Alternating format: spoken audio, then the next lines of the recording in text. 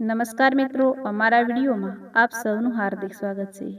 મિત્રો, આજે આપણે વાત કરવાના છીએ દિલ્હી એરપોર્ટ પર 6 વર્ષ પછી મારી મંગેતર 2 બાળકો સાથે મળી. પછી તેણે પૂછ્યું, તે આપણા બાળકોને છોડી દેવાના કાગળ પર સહી કેમ કરી હતી?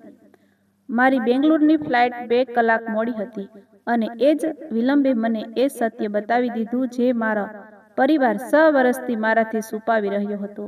હું દિલ્હી એરપોર્ટના ટર્મિનલ 3માં લેપટોપ ખોલીને બેસવાની જગ્યા શોધી રહ્યો હતો. ત્યારે જ મારી નજર એક જૂના મરૂન રંગના સુટકેસ પર પડી. તેની પાસે બેઠેલી મહિલાને જોઈને મારા પગ થંભી ગયા. નૈના, એ જ નૈના જેની સાથે મારા લગ્ન થવાના હતા. એ જ નૈના જે અમારી સગાઈના 3 અઠવાડિયા પછી કંઈ પણ કહ્યા વગર અચાનક ગાયબ થઈ ગઈ હતી અને તેની બંને બાજુ લગભગ 5 વર્ષની 2 બાળકીઓ બેઠી હતી. પહેલી બાળકી પોતાની માતાના ખભા પર માથું રાખીને સૂઈ રહી હતી. બીજી બાળકીએ મારી સામે જોયું. મારા હાથમાંથી ફોન લગભગ પડી જ ગયો. તેની આંખો બિલકુલ મારા જેવી હતી, માત્ર રંગ જ નહીં પણ જોવાની એ જ રીત. ભ્રમર શહેર ખેંચીને જાણે સામેવાળાની વાત માનતા પહેલા તેને પારખી રહી હોય. પછી તેણે માથું ફેરવ્યું અને તેની હડપસી પર એક નાનકડો ખાડો દેખાયો. મારા પગના જૂના ફોટામાં બિલકુલ એવું જ નિશાન હતું. નૈનાએ મારી તરફ જોયું. તેના ચહેરા પરથી જાણે બધી તાકાત જતી રહી. તેણે તરત જ બંને બાળકીઓને પોતાની પાસે ખેંચી લીધી. મેં માત્ર એટલું જ કહ્યું, નૈના. તેણે કોઈ જવાબ ન આપ્યો. 6 વર્ષ પહેલા હું ગુરુગ્રામમાં મારા પિતાની લોજિસ્ટિક કંપની સંભાળી રહ્યો હતો. નૈના નોઈડાની એક આર્કિટેક્ટ હતી. અમે લગ્નની તારીખ નક્કી કરી ચૂક્યા હતા. મારી માતા કવિતા મલ્હોત્રા શરૂઆતથી જ આ સંબંધની વિરુદ્ધ હતી. તેઓને તર્ક હંમેશા એક જ હતો, પ્રેમ ઘર ચલાવવા માટે પૂરતો નથી હોતો આદિત્ય. પરિવાર બરાબરીવાળા લોકો વચ્ચે જ બને છે. હું દર વખતે તેમની વાત હસીને ટાળી દેતો હતો. પછી મારે સિંગાપોરમાં એક પ્રોજેક્ટ માટે 3 અઠવાડિયા જવું પડ્યું. પાછો ફર્યો તો નૈનાનો ફ્લેટ ખાલી હતો. તેની ઓફિસવાળા કહેતા હતા કે તેણે રાજીનામું આપી દીધું છે. ફોન બંધ, ઈમેલ બંધ. મારી માતાએ મને એક નાનકડો કવર આપ્યો હતો. તેમાં નૈનાના અક્ષરોમાં માત્ર થોડાક જ શબ્દો લખેલા હતા. મને શોધવાની કોશિશ ન કરતો. મેં એ કાગળ વર્ષો સુધી સાચવી રાખ્યો. પહેલા ગુચ્છામાં, પછી કદાચ એટલા માટે કારણ કે મારી પાસે માત્ર એ જ બચ્યું હતું. હવે એ જ મહિલા મારી સામે બેઠી હતી. હું આગળ વધ્યો. આ બાળકીઓ કોણ છે? નૈનાની આંખોમાં કંઈક બદલાઈ ગયું. તને સાચે જ નથી ખબર? મારી છાતી ભરાઈ આવી. તેણે બાળકીઓને કહ્યું, સિયા, તારા, પાણી લેવા જઈએ. નાની બાળકી ઊભી થવા લાગી, પણ મેં રસ્તો ન રોક્યો. નૈના, 6 વર્ષ પહેલા તું જતી રહી હતી. તે પહેલી વાર લગભગ હસી, પણ એ હાસ્યમાં કોઈ ઉષ્મા નહોતી. હું ગઈ હતી. તે ચિઠ્ઠી છોડી હતી. મેં કોઈ ચિઠ્ઠી નહોતી છોડી. મારા કાનમાં એરપોર્ટનો અવાજ અચાનક બહુ દૂર જતો રહ્યો હોય તેવું લાગ્યું. મેં ફોન કાઢ્યો. એ જૂની ચિઠ્ઠીનો ફોટો આજે પણ મારા ક્લાઉડમાં હતો. મેં સ્કીન તેની તરફ કરી. નૈનાએ 2 સેકન્ડ જોયું, પછી બોલી, આ મારા શબ્દો નથી. અક્ષરો તારા છે. અક્ષરોની નકલ કરવી મુશ્કેલ નથી હોતી આદિત્ય. હું કંઈ બોલી શકું તે પહેલાં જ મારા ફોન પર મમ્મીનો કોલ આવ્યો. કદાચ અમારી ફ્લાઇટ મોડી પડી છે તે જાણીને મેં કોલ ઉપાડ્યો અને ખબર નહીં કેમ પણ સ્પીકર ઓન કરી દીધું. હા મમ્મી, તું હજુ એરપોર્ટ પર જ છે? હા. પાછળથી નેનાએ એક બાળકીને કહ્યું, તારા બેગ ન છોડતી. ફોનની બીજી તરફ અચાનક સન્નાટો છવાઈ ગયો. પછી મનોજનો અવાજ આવ્યો. પછી મમ્મીનો અવાજ આવ્યો.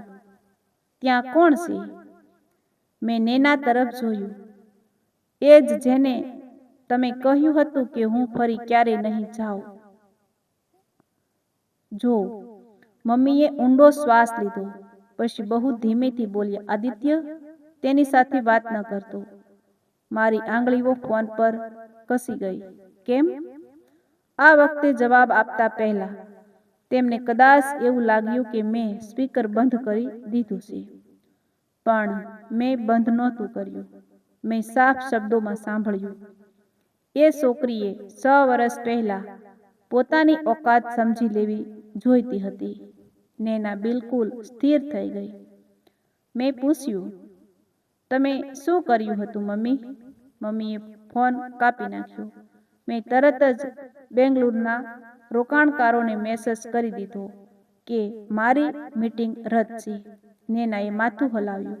હવે અચાનક બધું છોડીને મારી પાછળ ન આવ. જો આ મારી દીકરીઓ છે તો મને જાણવાનો હક છે. તેણે મારી આંખોમાં જોયું. હક? પછી તેણે પોતાના મરૂન સુટકેસનું આગળનું ખાનું ખોલ્યું. અંદરથી એક પારદર્શક ડ્રાઈવ કાઢી. સૌથી ઉપર 6 વર્ષ જૂનો એક સ્ટેમ્પ પેપર હતો.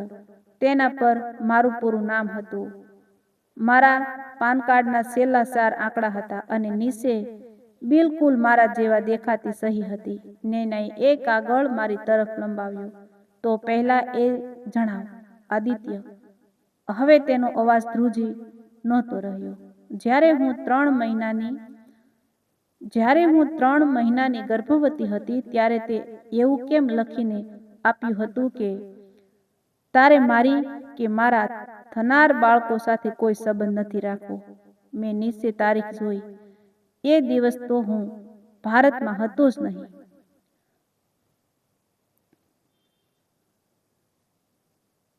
અધૂરો પ્રેમ અને કાયમી વિખૂટા પડવું. મેં ધ્રુજતા અવાજે કહ્યું, નેના, આ સહી મારી નથી. આ તારીખ જો. આ એ જ સમય હતો જ્યારે હું પ્રોજેક્ટ માટે સિંગાપોરમાં હતો. મારી મમ્મીએ આપણી બંનેની જિંદગી બરબાદ કરી નાખી. મારી આંખોમાંથી આંસુ વહેવા લાગ્યા.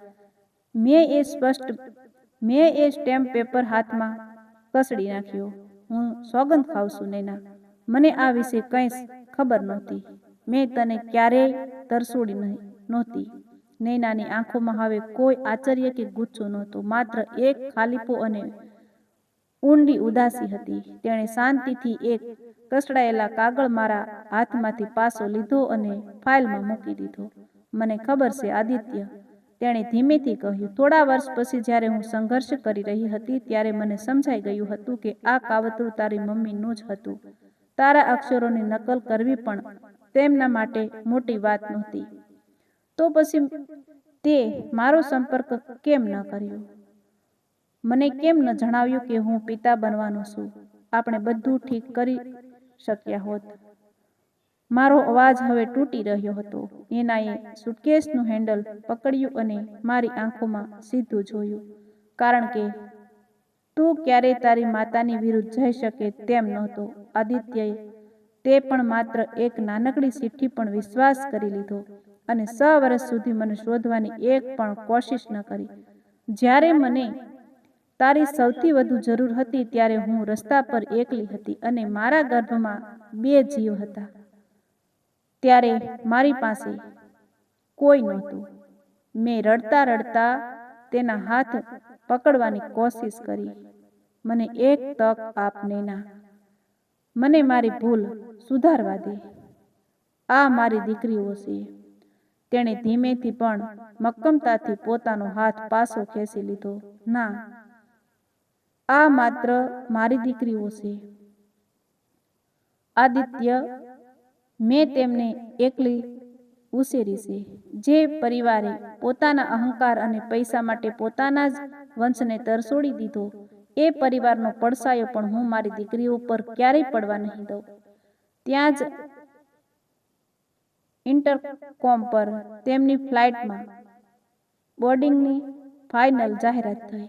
નેનાએ સિયા અને તારાનો હાથ પકડ્યો અને સુરક્ષા ચેક તરફ આગળ વધવા લાગી. જતા જતા તારાએ છેલ્લી વાર પાછળ ફરીને મારી સામે જોયું. એ જ ભ્રમ ખેંચીને જાણે હજુ પણ મને પારખી રહી હોય. પણ પછી તે પોતાની મમ્મી સાથે ભીડમાં હંમેશા માટે ગાયબ થઈ ગઈ. હું એરપોર્ટની એ ભીડમાં સાવ એકલો ઊભો રહ્યો. સત્ય સામે આવી ગયું હતું, પણ તેની કિંમત મારી જિંદગી કરતાં પણ મોટી હતી. મારી માતાના ખોટા ઘમંડે અને મારા આંધળા વિશ્વાસે મારી પાસેથી મારો પ્રેમ, મારું કુટુંબ અને મારું ભવિષ્ય હંમેશા માટે છીનવી લીધું હતું.